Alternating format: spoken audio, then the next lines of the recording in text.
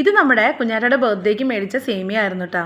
പായസം കുട്ടികൾക്ക് അത്ര കാര്യമില്ലാത്തതുകൊണ്ട് തന്നെ ഇത് വെച്ചൊരു വെറൈറ്റി ആയിട്ട് ഉണ്ടാക്കാമെന്നാണ് ഞാൻ വിചാരിച്ചത്. സ്നാക്സ് ഉണ്ടാക്കണോ സ്വീറ്റ്സ് ഉണ്ടാക്കണോ എന്ന് ഇങ്ങനെ ആലോചിച്ചിരുന്നപ്പോഴാണ് ഒരു അടിപൊളി ഐഡിയ മനസ്സിലേക്ക് വന്നത്. പിന്നെ ഒന്നും ആലോചിച്ചില്ല, തുടങ്ങി പ്രിപ്പറേഷൻ. ഇനി ഇത് ബാക്കി വെച്ചേക്കണ്ടല്ലോ എന്ന് വിചാരിച്ചിട്ട് ഒരു പാക്കറ്റ് സേമിയ അങ്ങനെ തന്നെ എടുത്തുട്ടാ. ആദ്യം തന്നെ പൊടിപൊടിയായിട്ട് ഒടിച്ചെടുത്ത സേമിയ നെയ്യിലൊന്ന് വറുത്തെടുത്ത്. സേമിയ മറക്കുന്നത് കണ്ടപ്പോൾ തന്നെ പായസത്തിനായിരിക്കും എന്ന് വിചാരിച്ചിട്ട് കുട്ടികളുടെ റിപ്ലൈ അപ്പം തന്നെ വന്നു, അവർക്ക് വേണ്ടാന്ന്. പിന്നെ ഞാൻ വിടും, എങ്കിൽ ഐറ്റം എന്താന്ന് ഉണ്ടാക്കി കഴിഞ്ഞിട്ട് കണ്ടാൽ മതിയെന്ന് ഞാനും. അപ്പോൾ സേമിയയിലേക്ക് 2-3 ഏലക്ക പൊടിച്ചതും പിന്നെ കുറച്ച് പഞ്ചസാരയും കുറച്ച് വെള്ളവും കൂടി ചേർത്ത് നന്നായിട്ടൊന്ന് വേവിച്ചെടുക്കാം. അതിനുശേഷം ഒരു പുഡിംഗ് ട്രേയിലേക്ക് ചൂടോടെ തന്നെ ഫസ്റ്റ് ലെയർ വെച്ചെടുക്കാം.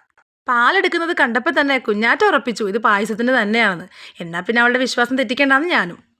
പാലൊന്ന് തിളച്ച് വന്നപ്പോൾ അതിലേക്ക് കശുവണ്ടി, ബദാം, പൊടി അരിഞ്ഞെടുത്ത ആപ്പിള്, മിൽക്ക് മെയ്ഡ്, അതുപോലെ തന്നെ കുറച്ച് പഞ്ചസാര, പിന്നെ 1 സ്പൂൺ വാനില എസൻസ്, ഒപ്പം 2 സ്പൂൺ കോൺഫ്ലവറിൻ്റെ പൊടി കുറച്ച് പാലിൽ മിക്സ് ചെയ്തുകൊണ്ട് കൂട്ടി നന്നായിട്ടൊന്ന് കുറുക്കിയെടുത്തിട്ടാ.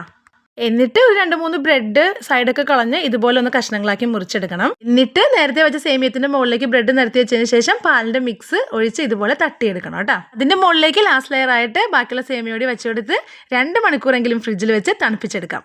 നല്ല അടിപൊളി കുനാഫ പുഡിംഗ് ആണ്, ട്രൈ ചെയ്ത് നോക്കട്ടാ.